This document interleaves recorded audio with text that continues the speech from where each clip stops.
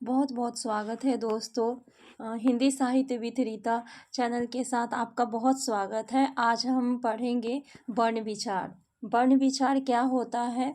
ये वर्ण विचार जो है हमारे हिंदी ग्रामर से है संबंधित है और हिंदी व्याकरण जो है हमारे भाषा के लिए मूल शब्द है।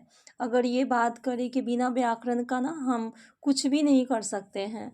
मतलब एक अच्छा सेंटेंस बनाने के लिए हमें व्याकरण की बहुत ज़रूरत होती है। तो सबसे पहले जो है वर्ण विचार। वर्ण विचार क्या होता है? यानी कि वर्ण पर अगर हम विचार करें, उसकी क्या प्रक्रिया है, उसके कितने भेद हैं, क्या वर्ण होता है, तो हम ये समझेंगे। तो सबसे पहले जो है क्या होता है? वर्ण। वर्ण जो है आपका, वर्ण सबसे छोटी इकाई है और इसके टुकड़े नहीं किए जा सकते। यानी कि भाषा की सबसे छोटी इकाई वर्ण है जिसके टुकड़े नहीं किए जा सकते। वर्णमाला मतलब जो भाषा है उसकी छोटी इकाई क्या है? वर्ण है जिसके टुकड़े हम नहीं कर सकते। जैसे क हो गया, तो ये क्या है? आपका वर्ण है। किसी भाषा के सभी वर्गों के व्यवस्थित समूह को वर्णमाला कहते हैं। यानी व्यवस्थित समूह क्या हो गया? जैसे कि आपका जो है वर्णमाला, जैसे क ख या फिर क म कम, तो एक व्यवस्थित बना तो वर्णमाला का संयोग बना, तो ये क्या हो गया? वर्णमाला। यानी किसी भाषा के सभी वर्गों के व्यवस्थित समूह को क्या कहेंगे? हम वर्णमाला कहेंगे। तो उसी से क्या होता है? शब्द का निर्माण होता है।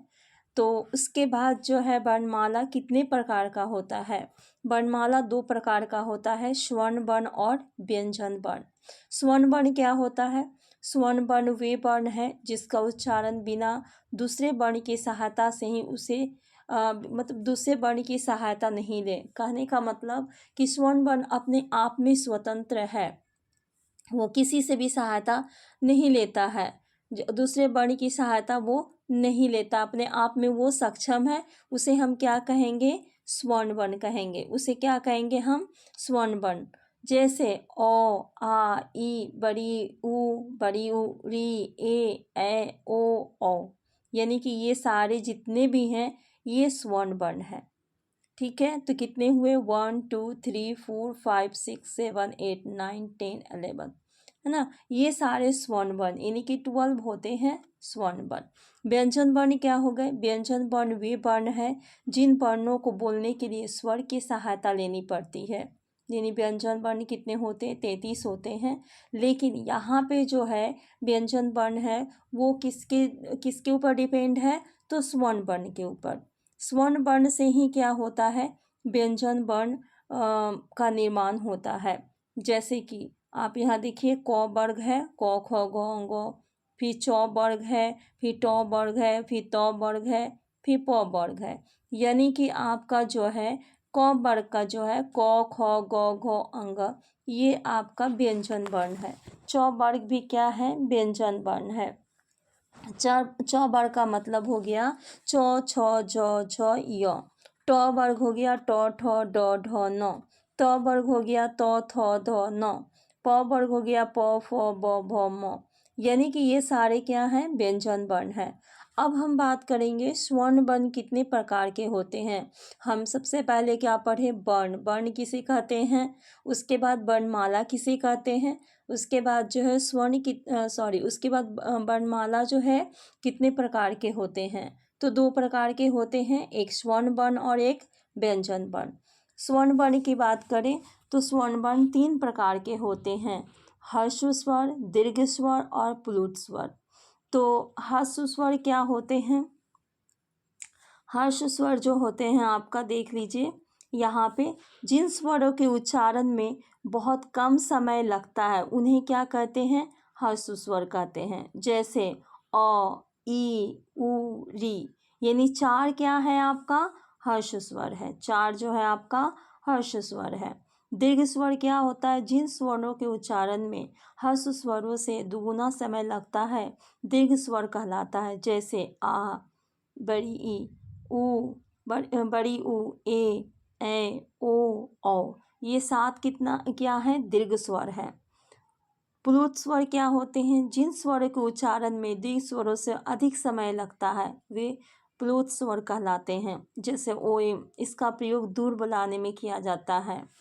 तो ये जितने भी हैं स्वर्ण, ये हमारे बेसिक हैं, हम इसके बिना कुछ भी आगे नहीं कर सकते हैं। जिस तरह से हमारे भाषा पर उस व्याकरण का प्रभाव होना ज़रूरी है, उसी तरह से ये जो है हमें स्वर्ण और व्यंजन की पहचान होना ज़रूरी है। और ये हमेशा हर एग्ज़ाम में, चाहे वो बड़े से बड़े एग्ज़ाम हो और या फिर छोटे एग्ज़ाम हो, सभी एग्ज़ाम में जो है इस प्रकार के क्वेश्चन पूछे जाते हैं। दीर्घ स्वर से, हर्ष स्वर से, वो 4 ऑप्शन दे देंगे और उसमें बोल देंगे कौन सा हर्ष स्वर है। तो फिर दोस्तों ये आप पूरे देखिए वीडियो, आपको बहुत अच्छा लगेगा। और मैंने अपने हाथों से इसे लिखा है, बहुत मेहनत से। आपको मेरे ख्याल से अगर मुझसे कुछ गलती हुई तो माफ़ कीजिएगा, लेकिन बहुत ही आपको मदद मिलेगी। अनुनासिक क्या होता है? जो स्वर्ण मुख और नाक से बोले जाते हैं वे अनुनासिक स्वर कहलाते हैं। यानी अनुनासिक स्वर होता है नाक और मुंह दोनों के प्रभाव से मिल के, यानी कि दोनों का मर्ज होके क्या बनता है? अनुनासिक स्वर बनता है। जैसे कि गाँव। 5 अनुस्वार क्या हो गया? जिस स्वर का उच्चारण करते समय हवा नाक से निकलती है, यानी कि हवा जो है किससे? नाक से निकलती है और उच्चारण खूब जोर से किया जाता है। लिखते समय व्यंजन के ऊपर डैश अनुस्वार, यानी अनुस्वार हम बोलते हैं, लगाया जाता है, उसे क्या कहते हैं? अनुस्वार कहते हैं। जैसे कंठ, चंचल, मंच, अंधा, बंदर, कंधा। तो ये एकदम सरल भाषा में है, आपको एकदम समझ में आ जाएगा और पता ही नहीं चलेगा कि कैसे हम व्याकरण का हमें ज्ञान हो गया। नेक्स्ट जो है वो क्या है? आयोगवाह। आयोगवाह क्या है? अनुस्वार और विसर्ग दोनों ध्वनियाँ ना स्वर है और ना ही व्यंजन है, इसे आयोगवाह कहते हैं। हो सकता है पूछ दे क्वेश्चन कि आयोगवाह क्या है? तो अह और अह दोनों, यानी अनुस्वार अ पे अनुस्वार और अह पे विसर्ग, यानी दोनों क्या है? आयोगवाह है। उसके बाद आता है व्यंजन। व्यंजन क्या है? तो व्यंजन वर्ण ऊपर में हम पढ़े कि जो स्वर्ण वर्ण की सहायता ले उसे व्यंजन वर्ण कहते हैं। व्यंजन वर्ण क्या है? 3 प्रकार के होते हैं। ये भी 3 प्रकार के होते हैं, स्वर्ण वर्ण भी 3 प्रकार के। तो व्यंजन वर्ण क्या है? अस्पर्श व्यंजन, अंतस्थ व्यंजन, ऊष्म व्यंजन। तो अस्पर्श व्यंजन क्या होता है? जिन व्यंजनों का उच्चारण कंठ, ओठ, जिह्वा आदि के द्वारा स्पर्श होता है उसे क्या कहते हैं? हम अस्पर्श व्यंजन कहते हैं। यानी कि कंठ के द्वारा, ओठ के द्वारा, जिह्वा के द्वारा जो स्पर्श होता है, जो उसका स्पर्श होता है कंठ का या फिर जिह्वा का, उसे हम क्या कहेंगे? अस्पर्श व्यंजन। आप ना प्रैक्टिकल भी करके देख सकते हैं, तो कंठ का या ओठ का या जिह्वा का उच्चारण होगा ही। तो क वर्ग से लेकर प वर्ग तक के सभी वर्ण क्या है? अस्पर्श व्यंजन है। यानी क वर्ग क ख ग घ अंग, च वर्ग च छ ज झ य, ट वर्ग ट ठ ड ढ न, त वर्ग त थ द ध न, प वर्ग प फ ब भ म। तो ये जितने हैं ये सारे अस्पर्श व्यंजन हैं। चाहे वो टेट का एग्ज़ाम हो, चाहे बीपीएससी तैयारी 4 का एग्ज़ाम हो, या फिर यूजीसी नेट या टीजीटी पीजीटी का एग्ज़ाम हो, किसी भी एग्ज़ाम में अगर व्याकरण से परीक्षा में पूछा ही जाता है, क्योंकि व्याकरण जो हमारा आधार है, इसी से भाषा का निर्माण, इसी से सेंटेंस का निर्माण, इसी से नए नए वर्ड्स का निर्माण होता है। तो हमें ये जानना बहुत ज़रूरी है। बेसिक नॉलेज होने के बाद ही हम आगे अपने भाषा पे बहुत ज़्यादा कमांड कर सकते हैं, या फिर कहानी लिख सकते हैं, या फिर उपन्यास लिख सकते हैं, या फिर एक अच्छा जो है राइटर यानी रचनाकार हम बन सकते हैं। उसके बाद सेकेंड में जो है अंतस्थ व्यंजन। इनके उच्चारण में जीभ मुख के अंदर होने वाले अंदर वाले किसी भाग, जैसे कंठ, तालु, मुर्दा, दंड, ओष्ठ के पूर्णतः स्पष्ट नहीं करती है। यानी कि जस्ट इसका उल्टा, कि ये जो है कंठ, तालु, मूर्धा, दंड, ओष्ठ, ये किसी से भी स्पर्श नहीं करती है। इनके उच्चारण में श्वास का अवरोध बहुत कम होता है, यानी कि अवरोध सांस लेने में क्या है? ये बहुत कम अवरोध करता है। तो इनकी संख्या 4 है, य, र, ल, व। यानी कि य, र, ल, व क्या है? अंतस्थ व्यंजन वर्ण है। उसके बाद नेक्स्ट है ऊष्म व्यंजन। उनके उच्चारण में मुख से बाहर गर्म वायु निकलती है, यानी कि जब हम इसका उच्चारण तालब स, यानी कि मुख से गर्म का निकलना, यानी कि गर्मी महसूस होना, है ना। उष्म मिस भी लगता है कि उष्म कर, जैसे हम लोग ज्योग्राफी में पढ़ते थे ना, उष्म शीतोष्ण, इस तरह से पढ़ते थे। तो उष्म से ही होता है गर्मी, उष्मा, इसलिए इन्हें क्या कहते हैं, उष्म व्यंजन कहते हैं। जैसे कि तालव स, मूर्धन्य स, दंत स और ह। संयुक्ताक्षर एक बहुत महत्वपूर्ण है कि सभी कोई, जैसे कि कुछ होगा ना, पढ़ेंगे कि आधा म हो तो वो उच्चारण नहीं होता, संयुक्त म हा र करके ऐसे पढ़ते हैं, हम उसका उच्चारण करते हैं। तो जब एक स्वर्ण रहित व्यंजन का भिन्न स्वर्ण सहित व्यंजन से मेल होता है तब वह संयुक्त व्यंजन कहलाता है, यानी कि एक स्वर रहित व्यंजन। जैसे कि आपका कुम्हार हो गया, निम्न हो गया, यानी कि मौन संयुक्त है, तुम्हारा म ह संयुक्त है।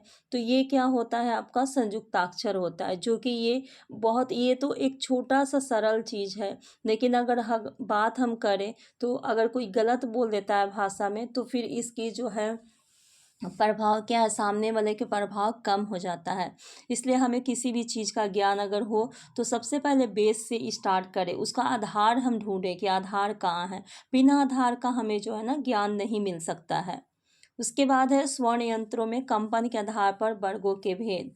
तो सघोष वर्ण और अघोष वर्ण, यानी स्वर यंत्र में कंपन, अगर कंपन होता है, वाइब्रेशन होता है, उसके आधार पे वर्गों के कितने भेद हैं, तो 2 भेद हैं, सघोष वर्ण और अघोष वर्ण। सघोष वर्ण क्या होता है, जिन वर्ण के उच्चारण में हवा स्वर्ण यंत्रिका से टकराकर बाहर निकलती है, यानी कि जब हम स्वर से टकराकर बाहर निकलती है तब घर्षण उसमें पैदा होता है। यानी कि जब हम उच्चारण कोई भी वर्ण का करते हैं तो स्वर्ण यंत्रिका, जैसे ये अ है, तो वो उससे टकरा के क्या है, घर्षण पैदा होता है, उसे क्या कहते हैं, हम सघोष वर्ण कहते हैं। उसके बाद सघोष वर्ण में क्या होता है, स्वर्ण वर्ण में देख लीजिए, आ ई, बड़ी ई, उ बड़ी ए ओ यानी 12 हो गया। व्यंजन क्या है, गौ घ अंग, ज झ य ड ढ न ड ढ द ध न भ म य र ल व ह यानी 22। तो ये सारे क्या है, सघोष वर्ण है। अघोष वर्ण की अगर हम बात करें तो जिस वर्ण के उच्चारण में स्वर यंत्रिका में कंपन नहीं होता उसे क्या कहते हैं, हम अघोष वर्ण कहते हैं। तो अघोष वर्ण में क्या क्या होता है, क ख च छ ट ठ त थ प फ तालव स, मूर्धन्य स, दंत स, यानी 12 होता है। उच्चारण में लगे प्रयत्न की दृष्टि से व्यंजन के भेद कितने होते हैं उच्चारण की दृष्टि से, तो अल्पप्राण व्यंजन, महाप्राण व्यंजन। दोस्तों मैं अभी बता रही हूँ कि मैंने शुरू से व्याकरण का जो आधार जो है वहाँ से स्टार्ट किया और मैं आपको लास्ट तक जो व्याकरण के अंतिम चरण सीमा है वो मैं सारे बता दूंगी, ताकि आप लोगों को कहीं भी इधर उधर भटकने की ज़रूरत नहीं होगा। आप अगर इस चैनल पे देखेंगे तो आपको पूरे व्याकरण का जो है ज्ञान हो जाएगा। मैं रोज़ लगातार जो है व्याकरण का एक एक टॉपिक लेके आऊँगी और बहुत आसान भाषा में आपको बताऊँगी, और आपका एक तरह से जो है ये प्रिपरेशन हो जाएगा, एक तैयारी हो जाएगा, जो कभी भी आप भाषा में या व्याकरण में गलती नहीं करेंगे। तो देखिए दोस्तों, उच्चारण में लगे प्रयत्न की दृष्टि से व्यंजनों के भेद अल्पप्राण व्यंजन और महाप्राण व्यंजन होते हैं। तो यहाँ पे देख लीजिए अल्पप्राण व्यंजन यहाँ पे लिखा हुआ है, मैंने पहले तो यहाँ पे संयुक्त व्यंजन लिखा है और उच्छिष्ट व्यंजन, तो उसको थोड़ा सा देखेंगे। इसके पहले ये देखेंगे अल्पप्राण व्यंजन। अल्प मीन्स थोड़ा और प्राण मीन्स वायु। जिन व्यंजनों के उच्चारण में कम समय तथा कम वायु को आवश्यकता होती है वे क्या कहलाते हैं, अल्पप्राण व्यंजन कहलाते हैं। जैसे कि क ग अंग, च ज न ट ड न त द न प ब म य र ल व। और इसके बाद जो है ये जितने हैं ये अल्पप्राण व्यंजन ये आते ही आते एग्जाम में है। अगर आप इस तरह से पढ़ेंगे तो आपको तो एक परिभाषा भी याद होगा और पता भी चलेगा। सबसे ज़्यादा इम्पोर्टेंट दोस्तों क्या है, ये जो दिया हुआ है ना क ग अंग, ये बहुत आते हैं। ये अगर आप वहाँ पे क्वेश्चन रहेगा तो फिर आप कंफ्यूज कर जाओगे कि खो गौ दे देंगे, सारे मिक्स करके दे देंगे और फिर बोलेंगे कि इसमें अल्पप्राण व्यंजन कौन सा है। तो आपको जो है ध्यान से उतर जाएगा और आप वो क्वेश्चन गलत कर देंगे, क्योंकि आज के कंपटीशन में ना एक एक क्वेश्चन बहुत महत्वपूर्ण है, एक एक नंबर बहुत महत्वपूर्ण है।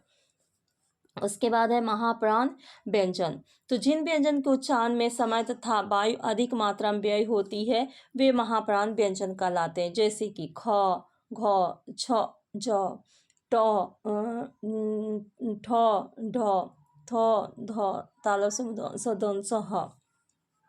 तो ये जहाँ सारे जो है ना, आप प्रैक्टिकली भी करोगे ना तो आपको समझ में आएगा जाएगा कि इसके उच्चारण में क्या है, समय और वायु की अधिक मात्रा में नहीं, खपत बहुत ज़्यादा होती है बोलने में, इसलिए ये क्या है, महाप्राण व्यंजन है। यानी कि हल्का सा कि जिसमें बहुत ज़्यादा खर्च हो बोलने में, बहुत ज़्यादा मात्रा में खपत हो आवाज़ निकालने में, तो वो क्या हो गया, महाप्राण व्यंजन। और जिसमें अल्पप्राण व्यंजन यानी कि थोड़ा सा कम समय लगे, वो क्या हो जाएगा, अल्पप्राण व्यंजन। तो फिर आप प्रैक्टिकल करके देख लो, फिर आपको आसानी से समझ में आ जाएगा।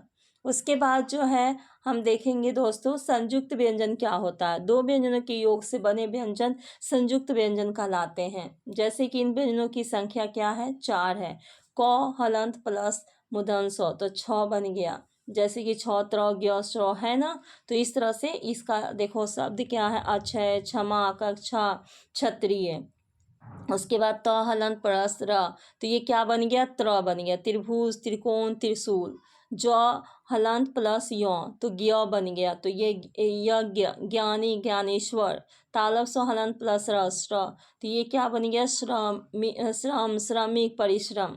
तो ये सारे जो शब्द है ना, आप अगर इसे पढ़ेंगे ना तो बहुत आपको जो है आसानी मिलेगा और पढ़ने में, और हमेशा एग्जाम में जो आप अच्छा करेंगे। उत्क्षिप्त व्यंजन, जिन भाषा में ड ढ का प्रयोग किया गया था, जिनमें इनका समावेश किया गया, इन्हें उत्क्षिप्त व्यंजन कहते हैं। और इनका प्रयोग शब्द के बीच में या अंत में होता है, इनसे कभी भी शब्द का आरंभ नहीं होता है। कभी भी देखेंगे ना कि ये जो दो शब्द है ना, इनका कभी भी से आरंभ नहीं होता है, जैसे घोड़ा, मकड़ी, कपड़ा, सीढ़ी, बूढ़ा, पढ़ना। तो आप इसका शब्द से आप पहचान जाएंगे कि क्या है। हलंत, व्यंजन वर्णों के नीचे लगाई जाने वाली तिरछी रेखा हलंत कहलाती है, जैसे कि क हलंत, ख हलंत, गौ हलंत। तो र के फिर उसके बाद देख लीजिए विभिन्न रूप है, जैसे कि र में ना हम 3 प्रकार के र एक तरह से हो गया, जैसे सूर्य ऊपर रेफ हो गया तो र हो गया, क्रम क्र पे रेफ हो गया, क्र हो गया मतलब हलंत हो गया, इस तरह से डंडा खींच दिए तो क्रम भ्रम हो गया, ट्रक पे हो गया, ड्रम हो गया, ठीक है। इस तरह से जो है बहुत सारे जो हैं आपका ये हैं रॉ के विभिन्न रूप हैं। तो इस प्रकार जो है दोस्तों, आई थिंक आपको बहुत अच्छे लगे होंगे और ये एग्ज़ाम में आपको बहुत मदद मिलेगी। तो आप जो है कंटिन्यूअस मेरे चैनल को देखिए, सपोर्ट कीजिए और मैं बहुत मेहनत करूँगी आपके लिए। तो आप जो है आपका बहुत बहुत धन्यवाद।